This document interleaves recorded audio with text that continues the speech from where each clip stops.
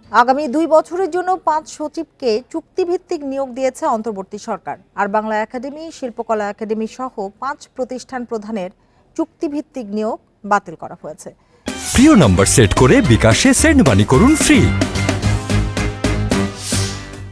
বিকেলে জনপ্রশাসন মন্ত্রণালয় থেকে পাঠানো প্রজ্ঞাপনে এ তথ্য জানানো হয়। এতে বলা হয়েছে, মাধ্যমিক ও উচ্চ শিক্ষা বিভাগে ডক্টর শেখ আব্দুর রশিদ, সড়ক পরিবহন ও মহাসড়ক বিভাগে মোহাম্মদ এহসানুল হক, জননিরাপত্তা বিভাগে ডক্টর মোহাম্মদ আব্দুল মোমেন, রাষ্ট্রপতি কার্যালয়ের জনবিভাগে ডক্টর নাসিমুল গনি এবং রেলপথ মন্ত্রণালয়ের এম.এ. আকমল হোসেন আজাদকে সচিব হিসেবে নিয়োগ দেওয়া হয়েছে।